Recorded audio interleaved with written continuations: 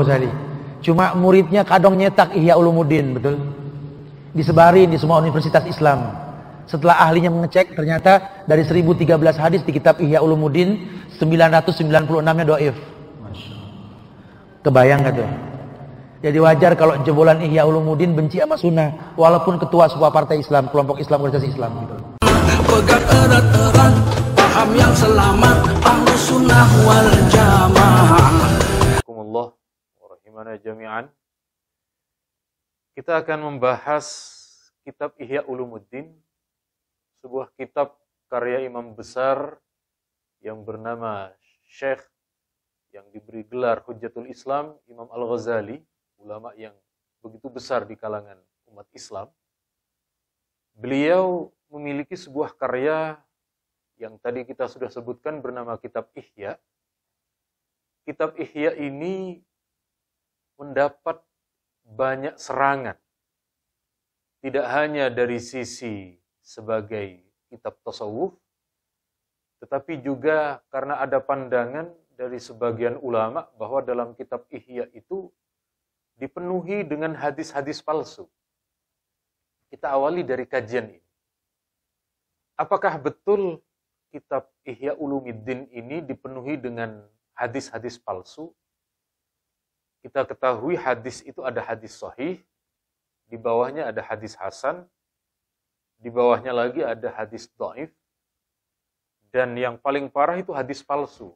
Hadis palsu itu bukan sabda Nabi, tetapi ada orang yang mengarang-arang, yang mendustakan sebuah hadis lalu kemudian disandarkan kepada Nabi. Nah, ini menjadi sasaran empuk ini bagi orang-orang di luar aswaja. Khususnya kali ini adalah orang-orang dari kalangan salafi. Mereka meneruskan apa yang menjadi tuduhan dari orang-orang sebelumnya. Ada satu sosok bernama Syekh Abdul Farad Ibnul Jauzi. Beliau ini mengarang sebuah kitab bernama Kitab Al-Mawdu'at. Kitab-kitab himpunan yang di dalamnya itu berisi hadis-hadis palsu. Nah, orang-orang yang kemudian tidak sependapat dengan Imam Al-Ghazali, ternyata di dalam kitab Al-Mawdu'at itu, hampir sebagian besar hadis yang dituduh palsu ada di dalam kitab Mawdu'at. Kalau Anda tidak percaya, silahkan Anda ketika ngaji Ihya itu, ada taklik, ada catatan takhrij yang dilakukan oleh Al-Hafidh Al-Iraqi. Ketika ada tuduhan itu hadis palsu, biasanya Imam Al-Hafidh Al-Iraqi, guru dari Imam Ibnu Hajar Al-Asqalani itu, beliau kutipkan di situ. Wa dzakarahu fil mawdu'at. Imam Ibnu Jauzi mencantumkan hadis itu dalam hadis palsu, dalam kitab Al-Mawdu'at. Saya pernah mengkaji hadis ini secara khusus, kurang lebih ada 24. Ada 24 hadis yang oleh Imam Ibnul Jauzi itu dikategorikan hadis palsu, termasuk yang terdapat dalam kitab Ihya. Nah, kemudian ini yang menjadi serangan pertama mereka ke dalam kitab Ihya.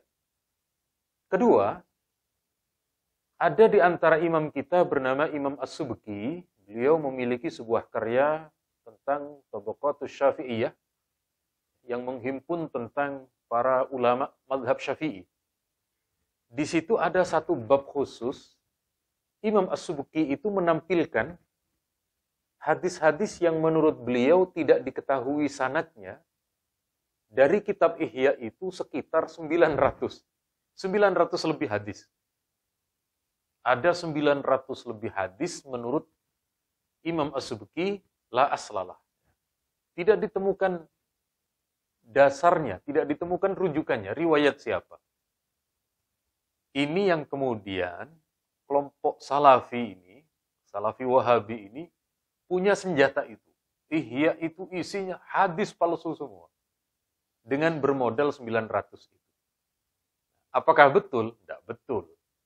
Jadi kemudian setelah munculnya Imam As-Subki menulis seperti yang beliau sampaikan, lalu ditakhrij ulang oleh imam yang kita kenal dengan Imam Al-Iraqi, hadis yang menurut Imam As-Subki la aslalahu itu ditemukan riwayatnya menurut Imam Al-Iraqi. Tetapi kata Imam Al-Iraqi, lam ajid bihadzal lafzi. Yang saya temukan tidak dengan redaksi hadis ini. Jadi, Imam Al-Ghazali itu sering meriwayatkan bil makna. Jadi, redaksi hadisnya itu dibahasakan ulang oleh Imam Al-Ghazali yang secara substansi sama tetapi secara redaksi lafadznya berbeda. Ini kemudian setelah dilakukan takhrij oleh Al-Iraqi berkurang drastis. Sekitar 150 hadis yang kemudian dari 900 itu tiba-tiba menyusut yang dilakukan oleh Imam Al-Iraqi. Lalu kemudian muncul berikutnya Imam Az-Zabidi. Imam Az-Zabidi ini mengarang sebuah syarah dari kitab Ihya bernama kitab Ithafus Sadah Al-Muttaqin. Ini di pondok-pondok besar biasanya mengkaji dalam kitab Al-Ithaf itu. Ternyata apa yang dilakukan oleh Syekh Az-Zabidi, ulama dari Yaman ini, padahal beliau bermadhab Hanafi, lebih menyusut lagi. Dan hampir setiap hadis itu, ketika Imam As-Subki menyatakan la aslalah, kemudian juga Al-Iraqi menyatakan lam ajid lahu aslan, ternyata oleh Syekh Az-Zabidi itu ditemukan riwayatnya. Meskipun mungkin levelnya dhaif, tetapi ditemukan. Nah, maka sekali lagi, ternyata ini menunjukkan Imam Ghazali itu kaya akan hadis. Beliau memiliki hafalan yang luar biasa, terbukti di dalam kitab Ihya itu hampir memuat 4.000 lebih ya, 4.000 lebih hadis. Kemudian yang dikomentari itu setelah Al-Iraqi, kemudian dilanjutkan oleh Syekh Az-Zabidi, itu lebih menyusut, lebih kecil lagi. Nah, jadi kalau hari ini ada orang Wahabi mengatakan bahwa kitab hadis yang terdapat di dalam kitab Ihya itu banyak hadis palsunya, banyak hadis tidak ada sanadnya, orang ini ketinggalan zaman karena dia hanya menggunakan takhrijnya Imam As-Subki. Padahal sudah ditakhrij 2 kali, yakni oleh Imam Al-Iraqi dan juga Imam Syekh Az-Zabidi. Nah, kita hari ini menggunakan yang terbaru.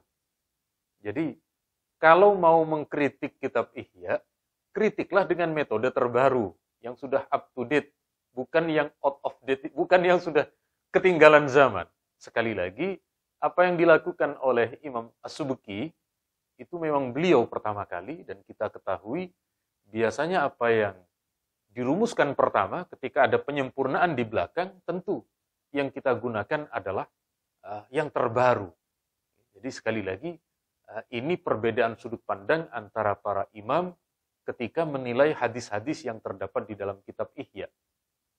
Jadi sekali lagi pada intinya, kita kemudian menerima kitab Ihya itu, alhamdulillah saya juga dulu ngaji di pondok, meskipun tidak khatam, ya karena dulu di pondok khataman kitab Ihya itu biasanya antara 5-6 tahun ya. Sementara kita mondok terkadang tidak sejauh itu, tidak selama itu. Tetapi alhamdulillah kita istifadah dari guru-guru kita, dari para kiai dan ulama kita terkait dengan masalah ini. Jadi sekali lagi, tidak betul kalau kemudian kitab Ihya itu 50%-nya hadis palsu, tidak betul.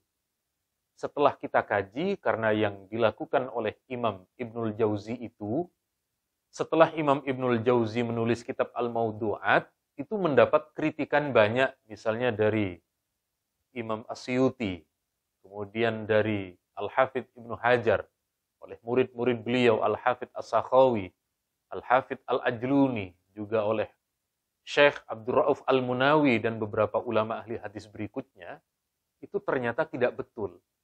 Kenapa? Imam Ibnul Jauzi mengkategorikan hadis yang terdapat dalam Ihya itu sebagai hadis palsu, biasanya karena para imam ini hanya mengambil dari jalur satu riwayat saja. Sementara yang dilakukan oleh Asyuti, yang dilakukan oleh As-Sakhawi, masih ditemukan dari jalur lain. Yang jalur lain itu ternyata bukan hadis palsu. Sehingga sekali lagi runtuh atau kemudian tidak relevan lagi kalau masih menggunakan tuduhan hadis palsu di dalam kitab Ihya dengan menggunakan kitab-kitab seperti Ibnul Jauzi dan lain sebagainya.